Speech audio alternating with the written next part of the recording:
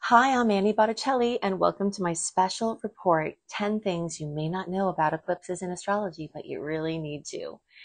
I think it's awesome that while I'm recording this, there's actually a hurricane going on, and you may hear it come through.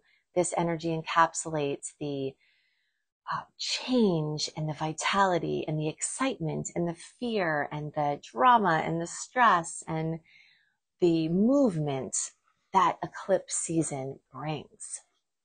We're going to go through the first 9, and then the 10th one is very special. So hang on with me till the end, and we'll go through these very important pieces. One of the first very important things to know about eclipses that you may not have known is that eclipse effects can be felt well before and after the event. Eclipses as an astronomical event happen at the time that they happen, but as an astrological event, the season ranges 4 to 6, 8, sometimes 10 weeks before the actual eclipse and after. So the heat of the season, with the energies bubbling up, with things coming from the unconscious, bubbling out into the conscious before they settle back down again in between the eclipse cycles. That's what the cycle is. Every 6 months, everything bubbles up and comes out to be dealt with, and then it settles down. And then 6 months again, it bubbles up again. So these cycles have hot spots, and their eclipse seasons range over these multiple months. And the bigger picture for an eclipse cycle can often be years that sign or polarity of signs is going on. So much different timeline in astrology than in astronomy. That's the first thing to know. The next thing that is really important to know about eclipses is that they can accelerate life events. So things that you've been trying to manifest, things you've been working on for a long time, can all of a sudden manifest right in front of your face, like you just jumped through a portal into a different life. This can happen for better, right? Because if you're trying to manifest it, this would be an intentional creation. Sometimes it happens the other way around, where things that you thought you weren't going to have to deal with until very far ahead in the future, they're right in front of you to deal with. So eclipses accelerate life events. Number 3 is eclipses highlight karmic themes. Karmic cycles come to light. Karma for better, for worse, good karma, bad karma, destiny, soul growth, the things that are blocking you from your highest expression this lifetime, and that dharma, your highest expression in this lifetime. Those are represented by the eclipses and their karmic points, and you can release a massive amount of negative karma at eclipse time, and you can infuse your life and coax out of your being a massive amount of positive karma as well.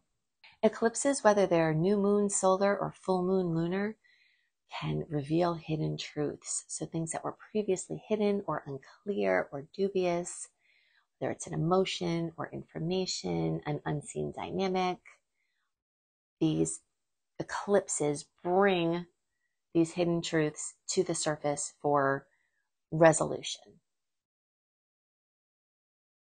Number 5 is that eclipses often involve themes from the past. If you look back in increments of around 8 or 9 years, there will be the same polarity of an eclipse cycle that's happening now has happened then, and similar themes that took place at that time will come back again to continue your work on those polarities. And eclipses do happen in signs of polarity, the opposite signs to each other. They don't just happen in one single sign. There's a polarity that's working for the whole cycle. Number 6 thing is that eclipses can drastically impact world events. Looking over history and historical events and comparing them to eclipse dates and timelines, very often very, very powerful things have happened, or a trigger can significantly shift political, economic, social arenas. Just as we see things that we go back to in our lives, that we look at our lives before and after these certain events in our personal life, these types of world events can sometimes be very clearly aligned with eclipse dates. The next is that eclipses are linked to fate and destiny.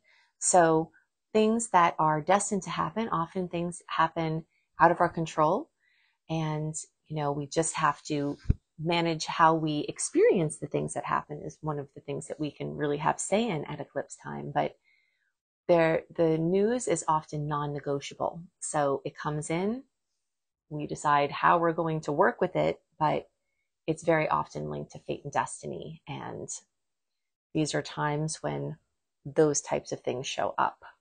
Eclipses tend to be very powerful times of amazing new beginnings and drastic, dramatic endings.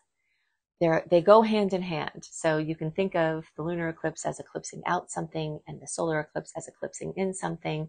But since they're always working in polarity, they're always working in tandem, there is energy that is removed from our lives.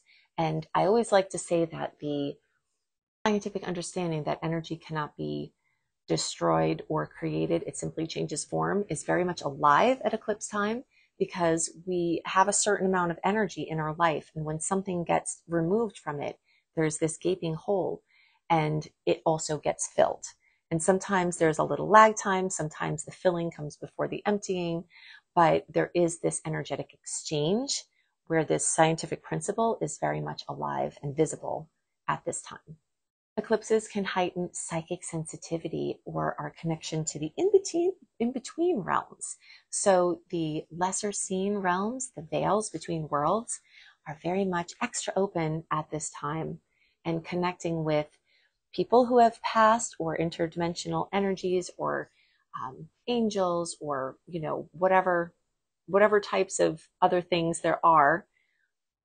The veils are open at this time, which then lends itself to a more stronger importance for energetic protection. Now, all of the things that I've talked about, except one of the references that I made and the thing that I'm about to tell you, were things that people who know about eclipses know. They're things that an educated eclipse enthusiast would know. But there are two things that are very much copyrighted by me and are my own work. So if you share them, please cite my work and send people to my site, anniehelpsyou.com, to see more about my work. But one of them is that reference of the energy not being created or destroyed, just changing forms. That is a really, really important eclipse understanding that I've come to see over my studies of eclipses over the last 20 years. And it really holds true. And the more you look out for that at eclipse time, the more you can really understand the energies that way. So if you share that one, please cite my work. And then for this last one, this is something else that's super copyrighted, and all of my copyrighted stuff is protected by AI. So you just want to make sure that proper reference goes here if it's something unique that I'm bringing you and not just an encapsulation of known knowledge. There's a study that I've done on breaking glass at eclipse time. And I have noticed over the times I've been tracking this and then telling my group about it and then getting feedback that I've seen glass tend to break more at eclipse time. And often it will come in threes, but sometimes it's just one glass, which, by the way, is a bonus thing you might not know about eclipses. And this is also something that I have seen, is that often things will come in threes, like 3 eclipse manifestations. But anyway, back to the broken glass. So I have seen glass break, and at first you could get upset about what broke. But what I've come to see is that there's energetic tension that builds in our field at eclipse time when we're about to go through change. Our electromagnetic field is something that is tangible and visible to the people or the devices that will be able to see and detect these things. These are not just metaphysical ideas. They are scientific truths. We do have a field that's measurable. You can feel someone's energy when they move, when they walk in a room, often when you're not even facing them. This is palpable. And our electromagnetic field builds with tension. And when there's a lot of potential circling around and change circling around, we have all of this agitation in our field, and that can lend itself to accidents, and chaos, which can increase the odds of things breaking. This is my hypothesis, and I have seen it to be true. And when it does break, I have seen that this can energetically be protective. So if you're carrying that angst, that energy, that change, that, jostling in your field, And the glass breaking breaks the tension, and then you feel somehow better and lighter, that this can actually be protective because it takes the chaos out of your field through the breaking of the glass, so that it may be able to prevent something else from happening from the chaos that would be accumulating in the field during eclipse time. So if you break glass during eclipse season, instead of being mad about it, as long as everyone's okay, bless it. Thank you for protecting me, because there is a very good chance that that broken glass may have protected you from something worse. If you resonate with my work, like, subscribe, make sure you click the bell. I've heard if you don't click the bell, you won't get my notifications. And I've also heard that if you take the extra step and enable notifications on YouTube, then those are all the steps you can take to make sure you don't miss anything from me. I'm going to post my current playlist at the end of this for YouTube viewers, so that you can see what's up now for you whenever you're listening to this. This is an evergreen, set of information about eclipses. So you could be listening to this a while in the future from when I've recorded it, and will still be good. Podcast version, you can scroll back in recent time from listening to this, or look at my current podcast post to see what may be happening in my monthly reports, because I go into lots of details there. Also, if you love my work, you can go to anniehelpsyou.com, put your name and email address in, click receive, and get my very informative newsletter, including my monthly write-up of sweet and salty dates, my 28-day virtual coaching program. You can see my education options all at anniehelpsyou.com. So I hope your eclipse time is as smooth as possible, and that these insights help you to work with the energies more consciously.